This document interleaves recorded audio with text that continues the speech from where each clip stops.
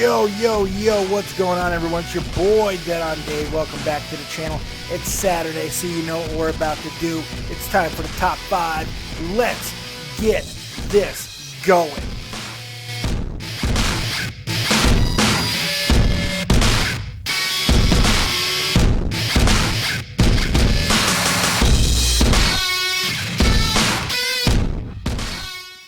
That's right. I am Dead on Dave. Welcome back to the channel. This is Dead on Dave Productions, and you have stumbled right upon the top 5. The top 5 because it's Saturday, and each and every single Saturday we do top 5s, and today we got a good one. And I forgot I wanted to do this one so long ago, but luckily we have amazing viewers. We have amazing friends of the show, and one of those is Frenchy Ben, who is a longtime viewer, friend of this channel, Tommy C's over at Shot from the Point, and of course Joe Cronin of the Joe Cronin Show. This guy has been calling in for a long time. He's absolutely amazing, good friend, awesome viewer, great comments, great calls, and he reminded me that the Fat Man a while ago wanted to do a video on the top 5 greatest debuts of all time. I simply never got around to it.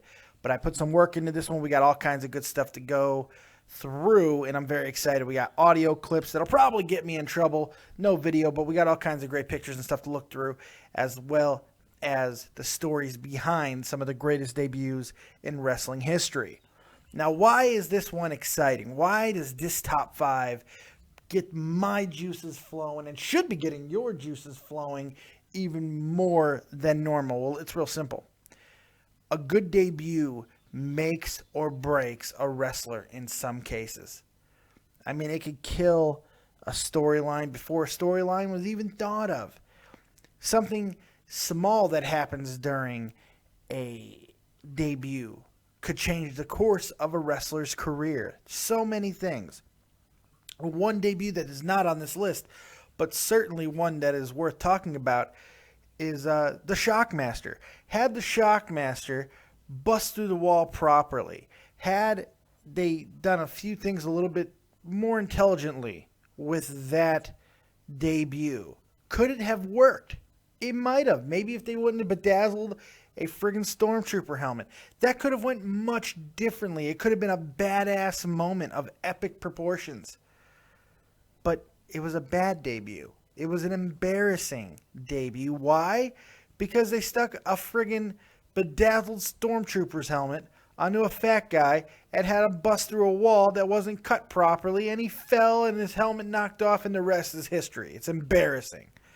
But we're not talking about the embarrassing ones today. We're talking about the greatest in history. So let's get to a top 5 greatest wrestling debuts of all time. And we're going to start where we always start, right here on the top 5, and that is, of course, honorable mentions.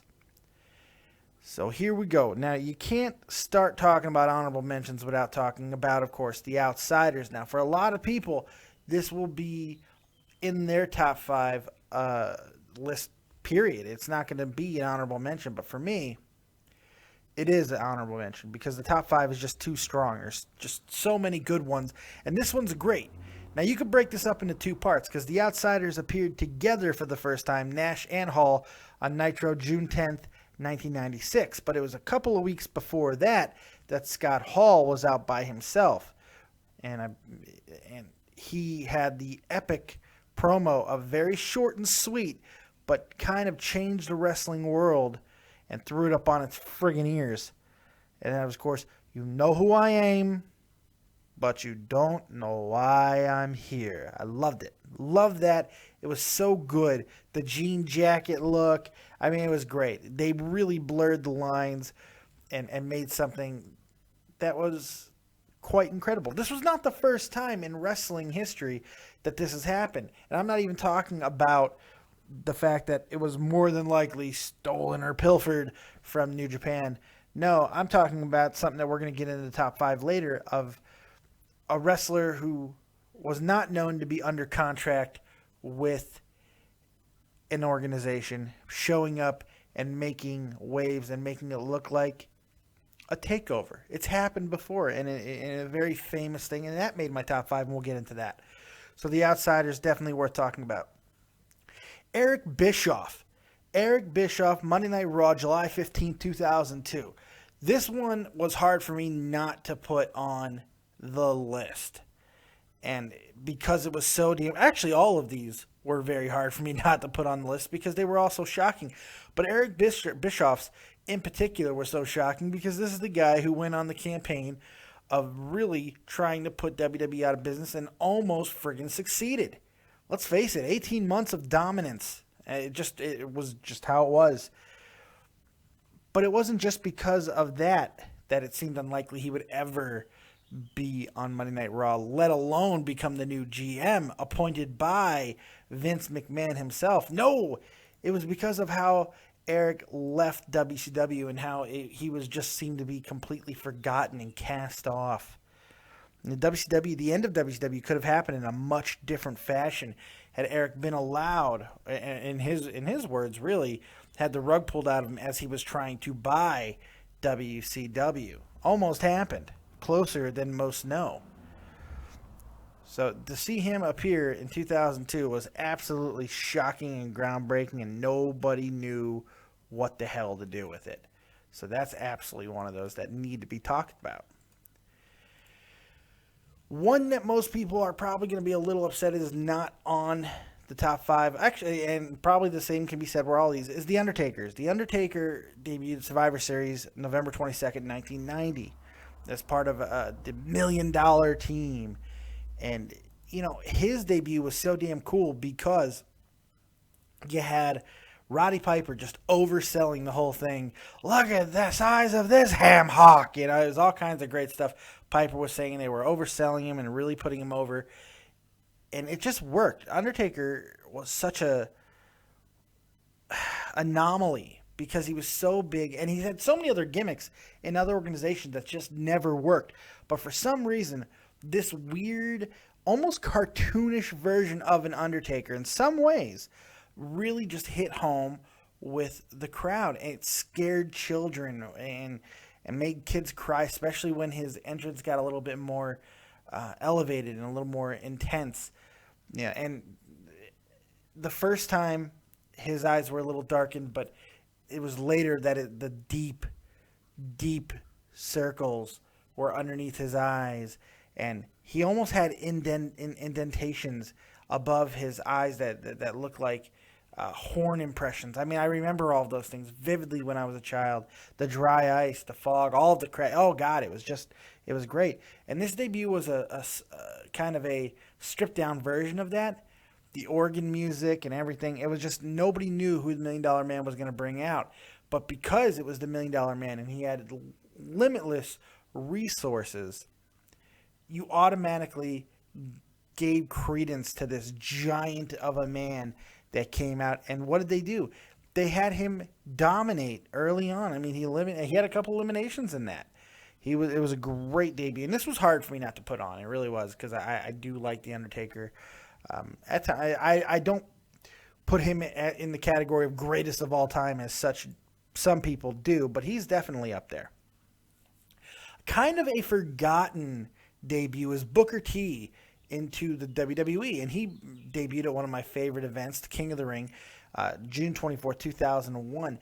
He was the guy that many people were very excited about when WCW was bought because he was probably, of the guys that we knew was coming over, was more than likely the best wrestler and performer on that roster that was coming over, because some of the bigger guys obviously were not, and we knew that.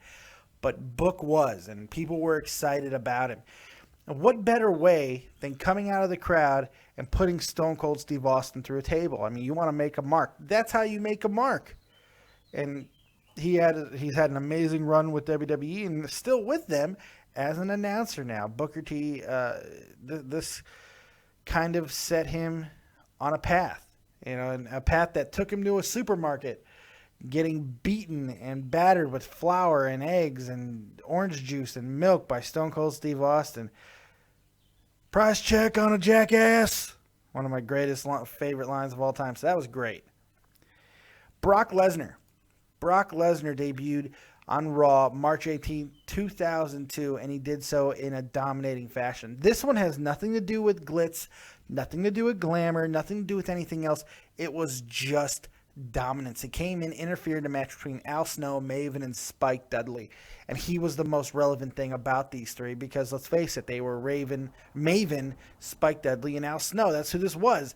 But Lesnar was so impressive the way he caught Spike Dudley, F5'd him. I mean, it was a great moment. Lesnar just looked like a monster. And if you needed more of a reason to really buy into him, how about the fact that Paul Heyman was there barking out orders to him and really getting in his ear and putting him over even further? It was a great moment. A great, great moment. And one of those debuts that you're never going to forget. And that would be the one that would be closest to making the list had it not been for that same year. Another young kid debuted just a few months later.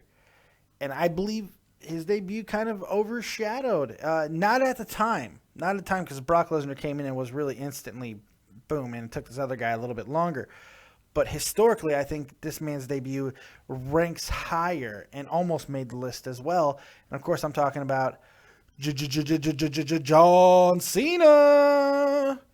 SmackDown, June 27, 2002. Kurt Angle was doing open challenge type deal. John Cena accepts this weird looking kid, comes out, and lets Angle know the reason why he can compete with the Olympic gold medals because he has ruthless aggression, and slaps the dog shit out of Kurt Angle, and it was awesome. It was awesome. The match was good. It was a very game John Cena. He was at his absolute best. His absolute best physically and in ring work probably. I mean, he was great. He was great. Absolutely great. And so much fun that match was. I mean, they really went at it, and Kurt put him over, and kind of everyone knew that John Cena was going to be a player at some point. I don't think people knew he was going to be put on the short list of greatest superstars of all time. Calm down, fanboys. It's true. I'm not a big John Cena fan, but at the end of the day, when he retires, you're not going to be able to talk about a list of greatest who's ever performed without putting John Cena's name on that list. It's just plain and simple. He might not be at the top, obviously, but he'll be on the list. You know, he's right in there around a Hulk Hogan type of guy, you know, and Hogan's obviously going to be higher on the list, but I mean, they're similar guys in a lot of ways. And his debut is just one of those that was absolutely memorable, and it was done the right way. And he's had such an evolution since then. So it was a lot of fun to see that. You know, it was very cool. Very, very cool. But those are the honorable mentions, so let's get to the main course, shall we? Let's get to the actual top 5. Let's go. So number 5, the Nexus. The Nexus, June of 2010. NXT was not always an amazing wrestling program that was must-see and all of that. No, NXT was once basically a reality competition that the WWE held this first time to find a new big superstar. And at the end of it, Wade Barrett won, and there were some great stars that would come from there. Obviously, I'm talking about Heath Slater, of course. No, Daniel Bryan was in there. Mr. Ryback. You know, David Otunga, you know. There was all kinds of really, really great performers. Darren Young and Justin Gabriel. Some people are still with the company. Others are not. But this group was pretty damn impressive. And their debut was by far one of the most impressive debuts I've ever seen. Mainly because it was so unexpected. I remember watching that Raw, and it was a good Raw. I mean, CM Punk and John Cena and all these guys running. I think CM Punk was still in a mask at that point. I mean, there was all kinds of weird stuff that was going on in that match. And, you know, no, maybe he was already out of the mask. I can't remember. But this match, it was a decent match. And then these young kids come in and attack the ring, do it in a really methodical fashion. Everybody gets their words in. And they just kind of surround John Cena. and absolutely go crazy on him. I mean, everybody hits their finishers. Daniel Bryan screaming, "You think you're better than me? You think you're better than me?" Ryback, known as Skip Sheffield back then, hitting a nasty, nasty clothesline. Justin Gabriel hitting the 450. I mean, everybody was hitting moves. Wade Barrett with one of his 50,000 finishers that he's gone through over the years. You know, the Wasteland. I mean, everybody was hitting these moves on Cena, and Cena sold like a champ. But they didn't stop there. No, they took the ring apart. Turnbuckles were unfastened. You can see right here Justin Roberts in a very infamous spot with Daniel Bryan. Daniel Bryan would choke Justin Roberts with his own tie. In fact, Daniel Bryan would be fired for this act because of how graphic that. Look at that. It looked like he's choking his head off there. It was just so disturbing, this whole damn orchestration. I mean, it was crazy, and it really, you felt like something special was happening. Now, unfortunately, this would be the biggest moment that the Nexus would have. They just kind of fizzled out. You know, they had some good moments and different iterations, of course, of them, but I really felt like the Nexus could have been a much bigger storyline. It could have been what the NWO was. I really do believe that. And they weren't. They weren't.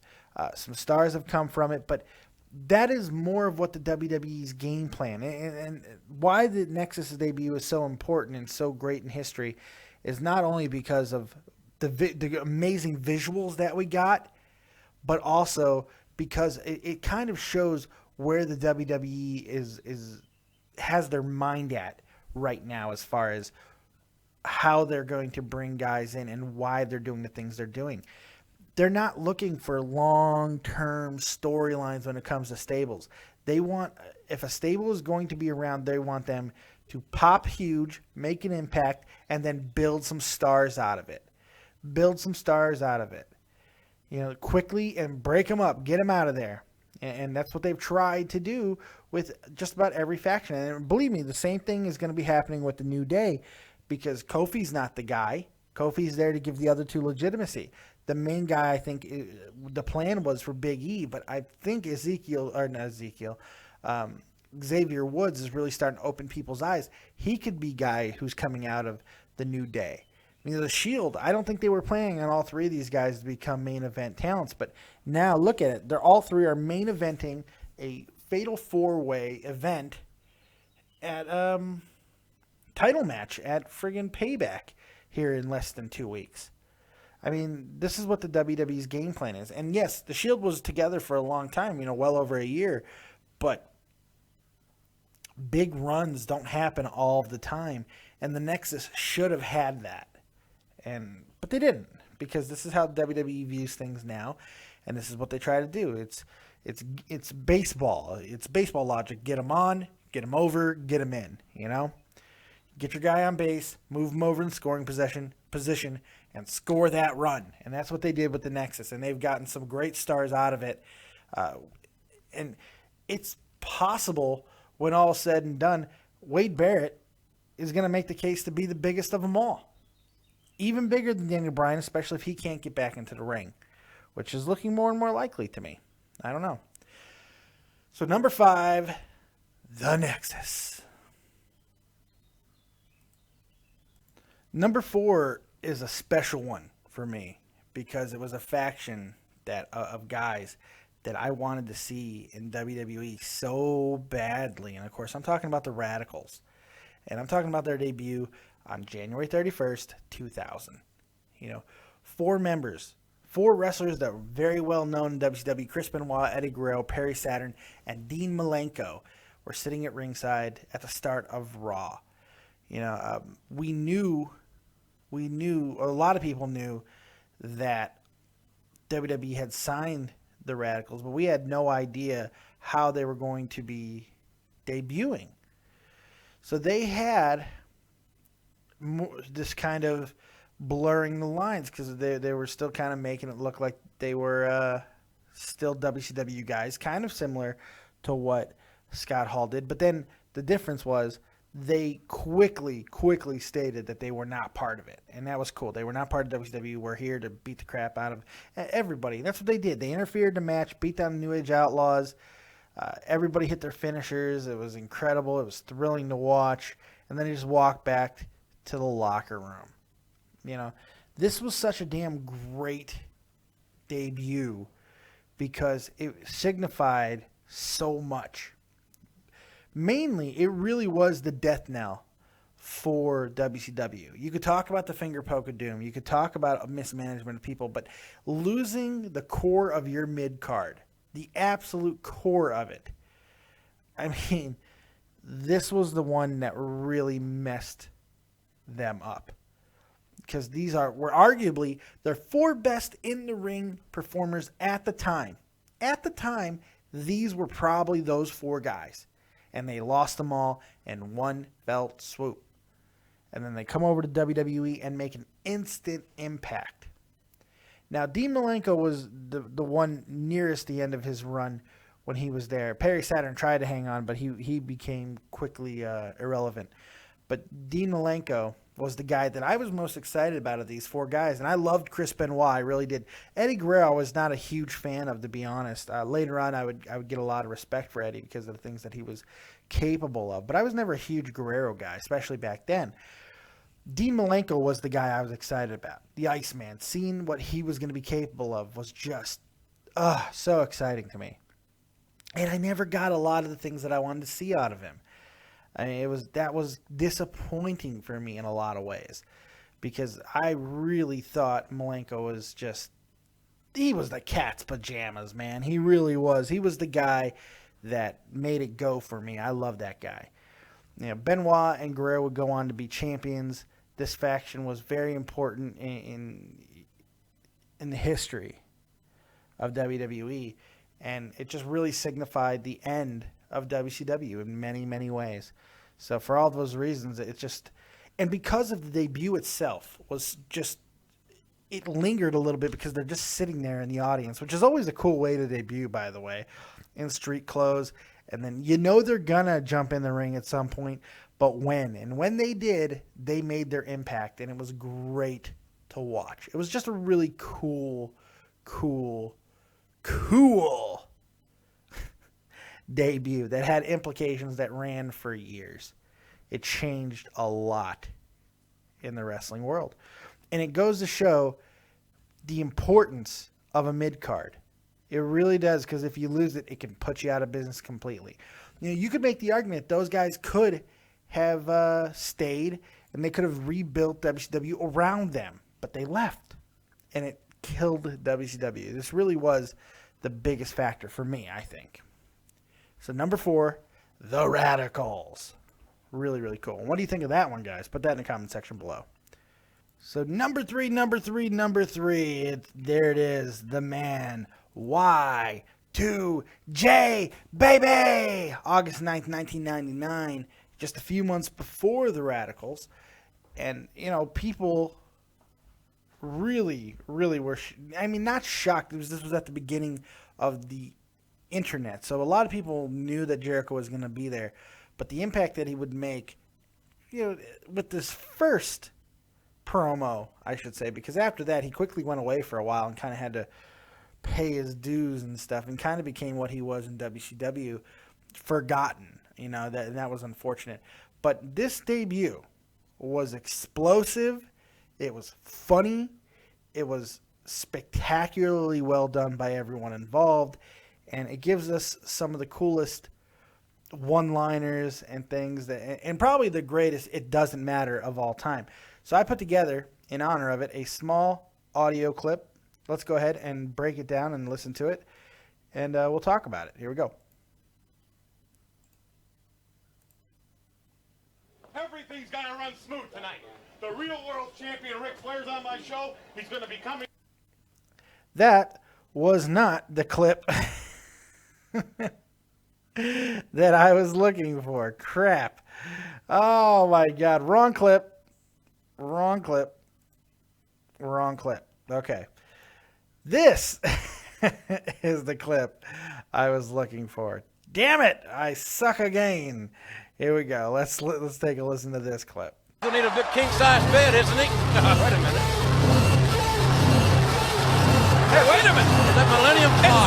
It's the Millennium, JR. 10, 9, the countdown. 6, to the Millennium. 4, we're counting down. 3, 2, we're counting it down. What?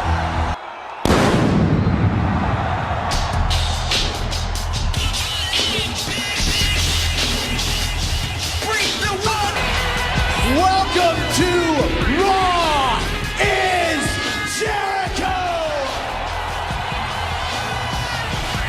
How cool is that? Really, I mean, it's just very cool. Let's keep listening because it gets even better.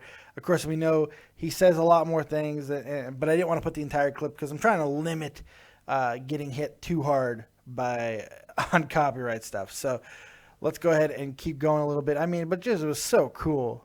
Welcome to Raw is Jericho. Which I think sounded so much better than Monday Night Jericho, don't you think? Let's keep listening. After 3 boring minutes, The Rock says, know your role and shut your mouth! I second that.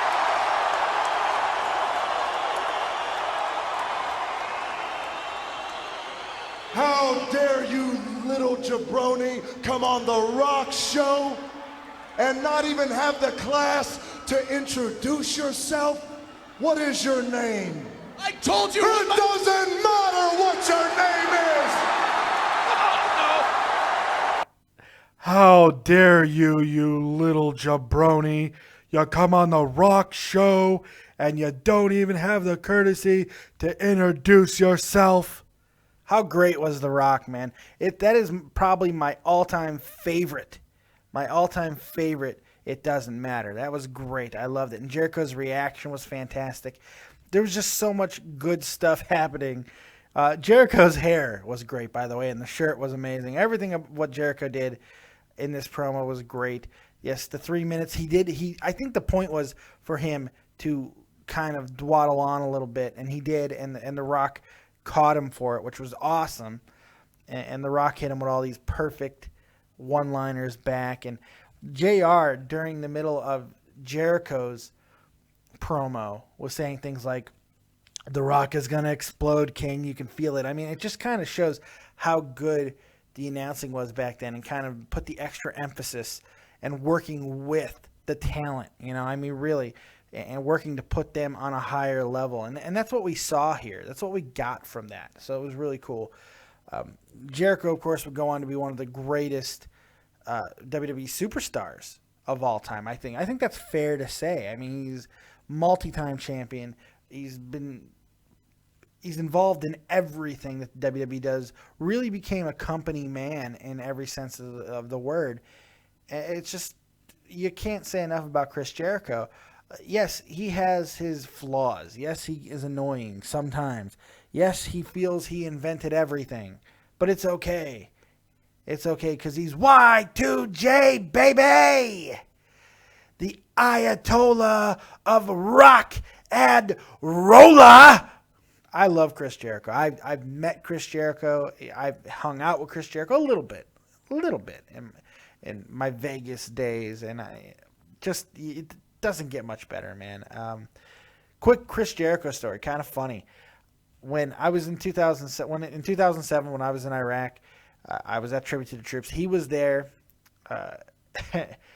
and I was so excited because I was like, "Oh, my buddy, it's been 8 years since we hung up. We had dinner together twice at my mom's restaurant in Las Vegas, Sherwood Forest. I'll never forget it. Maybe he'll remember who I was. He was kind of the guy who told me that, if I wanted to chase my dream and become a wrestler before I joined the Army, that I should definitely do it. And so I took his advice, and all of this stuff, right? So I was so excited to see Chris Jericho. I was like, maybe he'll recognize me. And I saw him. I didn't get to see him very often or very much or very long. It was at a DFAC and dining facility over there. And I saw him walking, and I just he was walking, and there was a few people walking with him. And I just kind of moved aside. I said, Chris, do you remember me? Chris. Las Vegas, do you remember me? And he looked at me. He shook his head, no, and said, yeah, and walked on. I swear to God, it was great. It was absolutely great. Yeah, and just walked on. Shook my hand and all of that. He was very polite, but at first you could see him shaking his head no a little bit. And then, yeah. And I don't think I've told that story. It's kind of a forgotten one for me. But it was kind of cool. Shook my hand. Did not recall anything about the meeting, the dinner that I had with him. But to be fair, though, I was a kid and it wasn't about me at the time. I got to talk to him for about 7 or 8 minutes when I got to meet him. So it was just cool. It was a neat little event that I got to be a part of. And he didn't remember it. But they were exhausted in Iraq, and that's okay. It happens. So for me, number 3, Y2J, baby! Chris Jericho in an amazing debut with The Rock. Doesn't get much better than that. So number 2, which I've already kind of spoiled, because I accidentally played the clip a little bit early. This is an amazing clip, amazing debut. So I'm going to let the man who made this happen, really, and made this so special, because this was a great debut, just because of Ric Flair, but because of the work of Bobby Heenan. So let's listen to Bobby Heenan getting everybody ready for the arrival of the real world's champion, Ric Flair. And if you want to have a fun drinking game, go ahead and pull out a bottle of the strongest booze you got in the house right now. Pause this, go grab some booze. And every time that somebody says, real world's champion, take a quick shot. Just take a swig. Don't get a shot glass. Just take a swig, because believe me, it'll be enough. Let's listen to the brain, the greatest talker, one of the top 2 greatest talkers in the history of wrestling, Bobby Heenan, and why he was so great. Here you go. Everything's gonna run smooth tonight. The real world champion Ric Flair's on my show. He's gonna be coming through you, sir. Don't touch that belt, you nitwit. Sit down, do something. Hey guys, keep busy. Ric Flair's on my program tonight. The real world's champion. You got it? Let's go. Let's get a tie that matches. What are you doing? You still working here? You're fired. Come on. This way. Hey. What are you, down that Hulk Hogan 900 number again, or are you calling dial a date? Get to work, do something. And you get a haircut. Dial a date. Come on. That ponytail. Don't you own a dress? Who dresses you, the state? Put that sweater on, cover your up, someplace. I'm a little nervous tonight. I want things to be right. Nice hat, pulled down over your face. It's a very important night. Be busy, do something. Come on, dummy, come on, now. Nice hat, covered over your face. Oh my God, it was too good. And now he's bringing out the man, Ric Flair. It's time. Live and in living color. The greatest world's heavyweight champion in the history of this great sport. And it's my pleasure to introduce, you got it, the real world's champion, Ric Flair. First of all, let me get to a guy by the name of Roddy Piper. Yeah, this was a cool thing here, by the way. I'm going to pause this real quick for that. Flair, we knew Flair was coming over, but there was so much going on behind the scenes with him in WCW and this belt and all of these things. People weren't quite sure that this was legitimate, that he was a WWE guy. People really thought that he was still part of WCW, and this could be a grander takeover scheme in a lot of ways, because Ric Flair was the real world's champion. And one thing that Heenan, building up to this, started bringing that title out to the announcement booth, and one time, Roddy Piper spit on it. He absolutely spit on it. It was crazy. There's just so much controversy going on. I love this debut. Let's go ahead and listen to Ric Flair and this great promo. As Piper, before I get wound up on Hogan, you and I got a little short bit of business to take care of. In my absence, the greatest mind in our sport brought my World Heavyweight Championship trophy out on national television. not to be braggadocious, not to show off, but merely to let the world know that the real world's heavyweight champion was going to be coming to the WWF. Well, lo and behold, did you think it wasn't going to happen? Did you think the greatest mind in this sport would walk out here with $75,000 worth of pure gold? $75,000 worth of pure gold. The big gold brick, indeed. Indeed. Oh, God. Keep going, Rick. Keep going. And blow smoke? Well, if you did, you were wrong. So, Roddy Piper, when you took off those earphones and walked from behind that desk with your cute little skirt on and walked over and spit on this and grabbed him, you put yourself in permanent retirement, because now, Piper, you got to wrestle the real world heavyweight champion.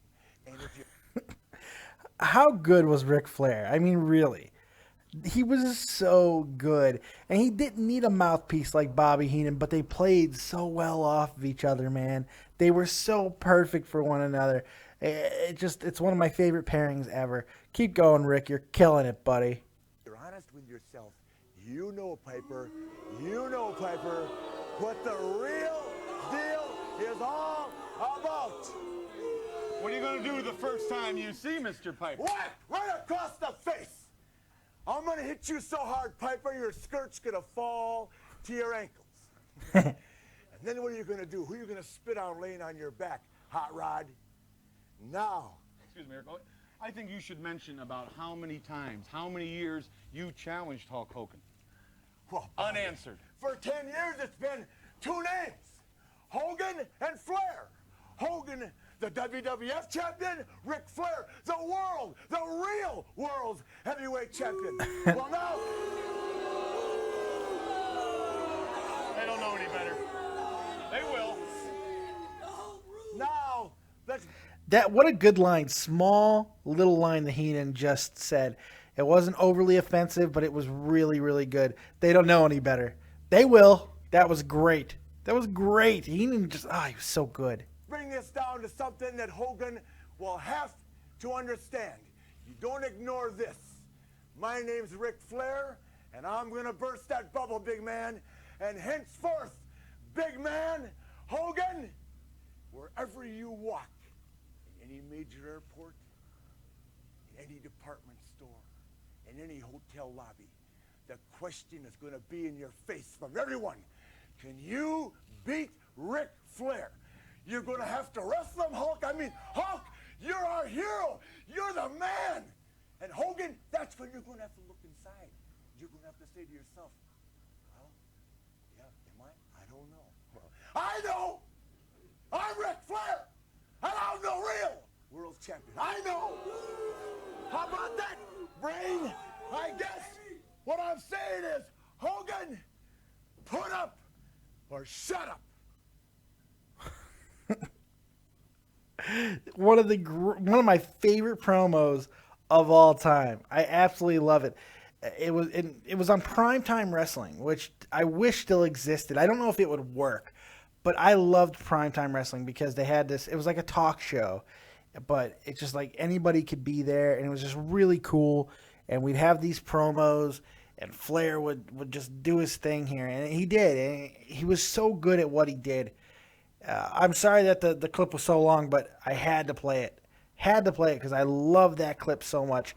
And this is just one of my favorite debuts in history because it's such a good debut. Because it really, you didn't need violence. You didn't need pomp and circumstance. You didn't need explosions. You didn't need another big personality with you. That's what separates this from the other entries on this list. This is what separates from the Jericho, from the other two as well. You know, they all needed help. Flair needed no help. He got a little boost from Heenan, but Flair's promo and his style and his just who he was and his relevance in the business made that debut so damn good. So damn good. So if that's number 2, well, what the hell is number 1, right? I mean, Jesus. Well, there's really only one person who can tell you who number 1 is. So let's go ahead and get right to it. Take it away, Vin Man. That's gotta be Kane! That's gotta be Kane! That's right. That's right. Tell him again. Tell him again. That's gotta be Kane! That's gotta be Kane! It's gotta be Kane. Look, the first ever Hell in a Cell was an incredible event. It was amazing. Shawn Michaels, Undertaker, really tore the roof down. Had an amazing, not literally, of course, it had a roof, didn't tear it down, but it was an amazing match full of everything you wanted to see out of 2 great competitors. And then, as it looked like the Undertaker was going to get the victory over the Heartbreak Kid, Shawn Michaels, the lights go out, and out comes Kane. Well, it was a figure. Who was it again? That's gotta be Kane! That's gotta be Kane! That's right. It's gotta be. It's gotta be Kane, and it was Kane.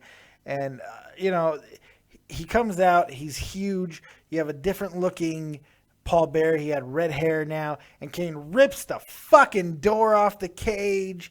And it just, oh, God, he looked so big. He was bigger than Taker. He was more muscly than Taker. Yes, I know it's not a word, muscly. I don't care. It's my word. He just was intimidating, and he stood there. And then he made fire come from the ring post. And then he tombstones him. Oh, it was incredible. What an amazing debut. And all while this was happening, Kane leaves the Undertaker left for dead in the ring, and Shawn Michaels gets the victory and retaining his title, and by the skin of his ass beats the Undertaker in the very first ever Hell in a Cell. So, I mean, it just doesn't get any better than Kane's debut. It was shocking. It was memorable. It was well done. It was impactful, and it led to an amazing in-ring career. It really did. We're talking about a guy in Glenn Jacobs who really had a lot of issues finding a character that worked for him. He was the Christmas creature, for Christ's sake. He was Dr. Isaac Yankem, DDS, and all of this. But, he really found and made a character his own in Kane. He absolutely was the embodiment of just evil. And the red colors and everything about him was just so freaking awesome. It was so awesome. And whenever you drop the Undertaker in a manner in which you did, even back then, it was just, it meant everything. And it really was one of those moments that time kind of stood still if you were a wrestling fan, and you'll remember that one for your entire life because it was that good. It was that good. It was so much fun to watch and be a part of. So for me, it's pretty easy to say that That's gotta be Kane! That's gotta be Kane! Is number 1. Has to be number 1. Hands down, no question in my book. So there you have it. Your top 5 debuts all time in wrestling history. What did I get wrong? What did I get right? Go ahead and put it in the comment section below and let me know what you guys thought of my top 5, huh? If you have any ideas for future top 5s, please also put that in the comment section below, and I will get to them. Make sure you are watching tomorrow, because tomorrow, my friends, of course, it is the big show, Dead on Dave Live, 1 to 3 p.m. Eastern Standard Time. We take your questions. We talk about everything that's going on in the world of wrestling and sports and life. There's so much to talk about, so much going on. Tom Brady's suspension, pending suspension, it looks like it's coming down the line. But so much more. So much to talk about. Very excited about that. Make sure you Join us tomorrow, 1 to 3 p.m. Eastern Standard Time. Call in on Skype, David Vancura, DavidVancura, and make sure you add me beforehand so I can add you into the group call. And it'd be great. I'm really excited about it. So make sure you guys are there for that. Make sure you also check out In the Crease with Tommy C, Monday through Thursday. It's coming to a close really soon. I'm going to be taking over Shot from the Point next week sometime. I'll be taking over the channel for a couple of weeks while Tommy C is getting married and going on his vacation, his honeymoon. I'll be taking over that channel. We will still be doing In the Creases, probably solo shows, me just talking hockey in my rudimentary fashion that I do. And, of course, Shot from the Point live every single Sunday, 3 p.m. Eastern Standard Time, directly following my show right here on Dead on Dave Productions. Dead on Dave live at 1 to 3 p.m. And I lead right into Tommy's show, so make sure you check that out as well. Joe Cronin. He is making waves in the Tough Enough world because his video is now on the WWE website. It's garnering an awful lot of interest. Got to be nearing 5,000 views already on there. So make sure you're checking that out and you're supporting Joe Cronin. Try to get him on Tough Enough, because why the hell not? Other than that, I think we hit everything that I wanted to, so I really appreciate you guys checking out the channel once again. Make sure you like, subscribe, and share. We're over 620 subs. We're on our way up, so keep on keeping on with me, guys. Make sure you check out Spreadshirt.com if you want to get any of Dead on Dave's merchandise. We got great shirts. Awesome new shirt by Isaac Rojas. Make sure you check that out. Copious amounts of shirts on Spreadshirt, all designed by the great Isaac Rojas, as most of my graphics are as well. Make sure you check that out. Please, please, please go check it out and put some money in my pocket. I need some money in my pocket. Other than that, thank you guys. We'll see you next time. Like, subscribe, and share. And remember, if you don't have talent, have talented friends. We'll see you next time. Peace.